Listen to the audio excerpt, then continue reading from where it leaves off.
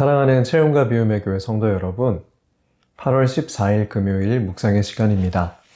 오늘 묵상하실 말씀은 이사야 26장 1절에서 27장 1절 말씀입니다.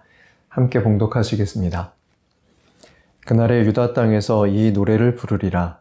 우리에게 견고한 성읍이 있으며 여호와께서 구원을 성벽과 외벽으로 삼으시리로다. 너희는 문들을 열고 신의를 지키는 의로운 나라가 들어오게 할지어다. 주께서 심지가 견고한 자를 평강하고 평강하도록 지키시리니 이는 그가 주를 신뢰함이니이다. 너희는 여호와를 영원히 신뢰하라. 주 여호와는 영원한 반석이시미로다. 높은 데에 거주하는 자를 낮추시며 솟은 성을 헐어 땅에 엎으시되 진토에 미치게 하셨도다. 발이 그것을 밟으리니 곧 빈궁한 자의 발과 곰핍한 자의 걸음이리로다. 의인의 길은 정직하며 정직하신 주께서 의인의 첩경을 평탄하게 하시도다. 여호와여, 주께서 심판하시는 길에서 우리가 주를 기다려 싸우며 주의 이름을 위하여 또 주를 기억하려고 우리 영혼이 사모하나이다. 밤에 내 영혼이 주를 사모하였은즉 내 중심이 주를 간절히 구하오리니 이는 주께서 땅에서 심판하시는 때에 세계의 거민이 의를 배움이니이다. 악인은 은총을 입을지라도 의를 배우지 아니하며 정직한 자의 땅에서 불의를 행하고 여호와의 위엄을 돌아보지 아니하는도다. 여호와여, 주의 손이 높이 들릴지라도 그들이 보지 아니하오나 백성을 위하시는 주의 열성을 보면 부끄러워할 것이라. 불이 주의 대적들을 사르리이다. 여호와여, 주께서 우리를 위하여 평강을 베푸시오리니 주께서 우리의 모든 일도 우리를 위하여 이루심이니이다. 여호와 우리 하나님이시여, 주 외에 다른 주들이 우리를 관할하였사오나 우리는 주만 의지하고 주의 이름을 부르리이다. 그들은 죽었은즉 다시 살지 못하겠고 사망하였은즉 일어나지 못할 것이니 이는 주께서 벌하여 그들을 멸하사 그들의 모든 기억을 없이 하셨음이니이다. 여호와여, 주께서 이 나라를 더 크게 하셨고 이 나라를 더 크게 하셨나이다. 스스로 영광을 얻으시고 이 땅의 모든 경계를 확장하셨나이다. 여호와여, 그들이 환난 중에 주를 앙모하여 싸우며 주의 징벌이 그들에게 임할 때에 그들이 간절히 주께 기도하였나이다. 여호와여, 잉태한 여인이 산기가 임박하여 산고를 겪으며 부르짖음 같이 우리가 주 앞에서 그와 같으니이다. 우리가 잉태하고 산고를 당하였을지라도 바람을 낳은 것 같아서 땅에 구원을 베풀지 못하였고 세계의 거민을 출산하지 못하였나이다. 주의 죽은 자들은 살아나고 그들의 시체들은 일어나리이다. 티끌에 누운 자들아, 너희는 깨어 노래하라. 주의 이슬은 빛난 이슬이니 땅에 죽은 자들을 내놓으리로다. 내 백성아, 갈지어다. 내 밀실에 들어가서 내 문을 닫고 분노가 지나기까지 잠깐 숨을지어다. 보라, 여호와께서 그의 처소에서 나오사 땅의 거민의 죄악을 벌하실 것이라. 땅이 그 위에 잦았던 피를 드러내고 그 살해당한 자를 다시는 덮지 아니하리라. 그날에 여호와께서 그의 견고하고 크고 강한 칼로 날랜 뱀 리워야단 곧 꼬불꼬불한 뱀 리워야단을 벌하시며 바다에 있는 용을 죽이시리라. 아멘. 오늘 본문은 26장 1절에서 6절까지는 장래에 부를 노래, 또 7절에서 19절까지는 선지자의 기도, 또 20절에서 27장 1절까지는 선지자의 명령과 선포, 이렇게 나누어 이해할 수 있습니다. 오늘 말씀은 그렇게 한번 살펴보도록 하겠습니다.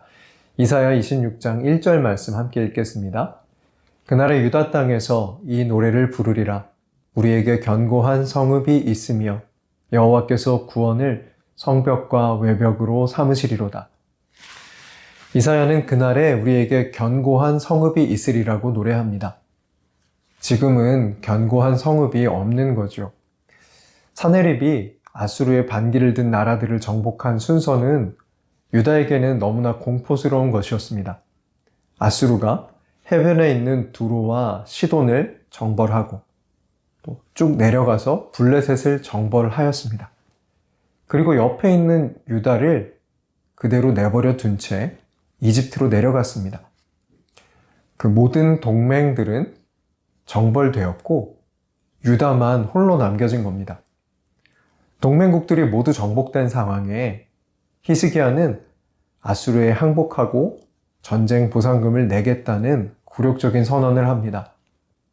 하지만 아수르는 돈만 받고 돌아가지 않고 계속해서 예루살렘으로 진격하지요. 이 사네립의 전쟁을 기록한 아수르 측의 기록 테일러 프리즘을 보면 사네립이 46개의 성을 정복했다는 기록이 있습니다. 유다는 이 정도의 성, 그 무기, 군대를 준비하면 아수르를 막을 수 있을 것이라고 생각했습니다. 하지만 아수르는 그 모든 성을 순식간에 정복하고 예루살렘을 포위합니다. 예루살렘을 둘러싼 기드론 골짜기와 흰놈 골짜기에는 아수르 군대 18만 5천 명이 가득 차서 예루살렘을 포위하고 공성전을 준비합니다. 알고 보니 그들이 견고한 성읍이라고 생각했던 그 성읍들은 전혀 견고하지 않았던 겁니다. 그렇다면 더 견고한 성을 더 큰 돈을 들여서 지으면 아수르를 막을 수 있었을 것인가요? 선지자는 그렇게 말하지 않습니다. 더 큰 성을 지으면 더 강력한 적이 침입할 겁니다. 유다는 돈을 덜 들여서 지은 것이 아니고 자신이 가지고 있었던 강한 성을 버렸기 때문에 패배한 겁니다. 우리 이사야 22장 11절 말씀, 우리 공동 번역본으로 함께 읽겠습니다. 두 성벽 사이에 저수지를 만들어 옛 못에서 물을 끌어들이기도 하였지. 너희는 적군을 이끌어 들이신 그분을 의지하지 아니하였고 이 일을 옛날부터 계획하신 그분을 생각하지 아니하였다. 유다가 성을 쌓고 수로를 파고 무기를 점검하는 수고는 했지만 적군을 오게 하신 그 하나님의 의도에는 관심이 없었습니다. 영원 전부터 세상을 주관하신 하나님께 그래서 도움을 청하지 않았던 거죠. 하지만 그날 유다가 하나님께서 나의 성벽과 망대이시다 고백할 것입니다.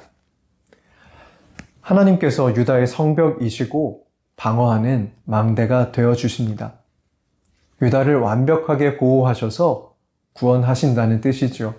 그 하나님의 성 안에는 하나님을 믿고 신뢰하는 이들이 들어가게 될 것입니다. 하나님께서는 그들에게 샬롬에 샬롬을 더하십니다. 샬롬을 2번 반복하는 것은 완전한 샬롬, 빼앗기지 않는 평화를 하나님께서 그들에게 허락하신다는 확신의 선언입니다. 하나님을 의지하는 사람들은 교만한 자들이 사는 견고한 성에 들어가서 살면 안 됩니다. 하나님은 교만한 자들의 견고한 성을 허무시고 그들을 비천하게 만드시기 때문이죠. 차라리 억압받는 사람들 틈에 있는 것이 하나님의 통치 안에 살아가는 길입니다. 이 견고한 성이 상징하는 것은 인맥, 재산, 능력, 권력 이런 것들이죠. 이것들에 의지해서 살아가는 인생은 하나님께서 낮추시지만 하나님을 의지하는 이들은 하나님의 완전한 구원에 머무르게 될 것입니다. 하나님께서 때로는 우리에게 생각지 않은 권력을 주실 수 있고 돈을 주실 수 있고 능력을 주실 수 있지요. 하지만 그때도 우리는 그것들을 의지하지 않습니다. 그것들은 사용하는 것이고 하나님만 의지합니다. 인맥, 돈, 권력, 능력, 그런 것들은 언제든 내려놓을 수 있는 것, 나에게 있어서 가치가 낮은 것임을 기억하고 살아야 합니다. 하나님 나라의 가치 판단은 세상과 정반대입니다. 이제 선지자의 기도가 시작됩니다. 7절에서 11절에는 인생에 찾아온 밤에도 하나님을 사모하는 의인의 모습을 보여주고 있습니다. 이사야 26장 9절 말씀, 우리 세번역 성경으로 함께 읽겠습니다. 나의 영혼이 밤에 주님을 사모합니다. 나의 마음이 주님을 간절하게 찾습니다. 주님께서 땅을 심판하실 때에 세상에 사는 사람들이 비로소 의가 무엇인지 배우게 될 것입니다.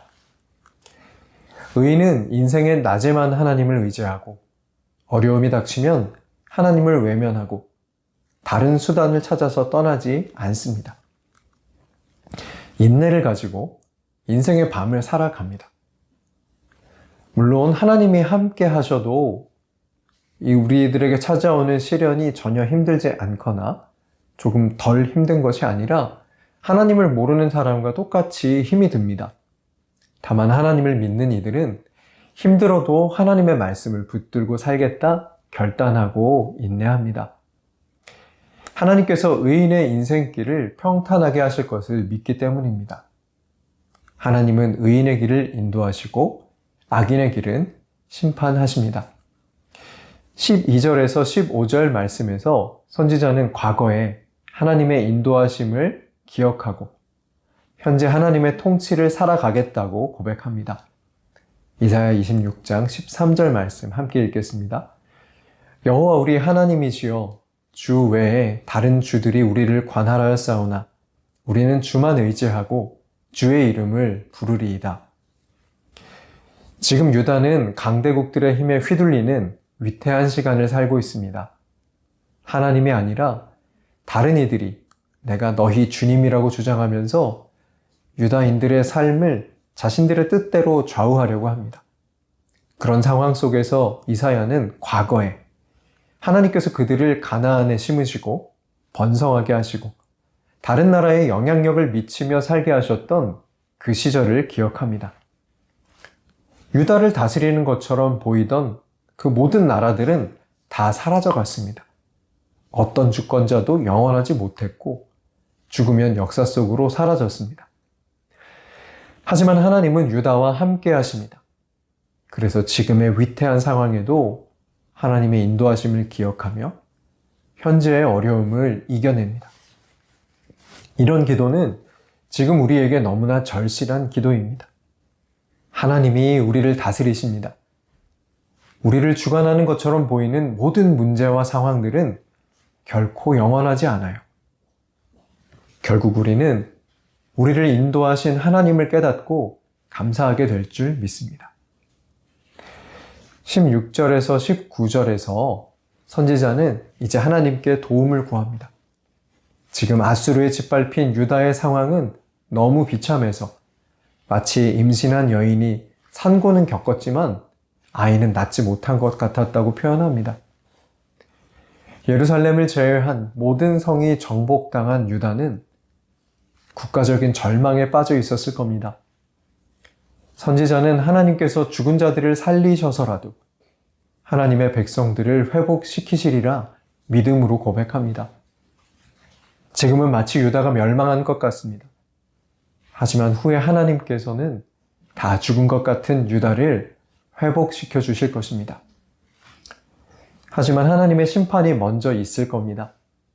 유다가 자신의 죄를 깨닫고 온전히 하나님께로 돌아올 때 하나님의 온전한 회복이 있을 것입니다.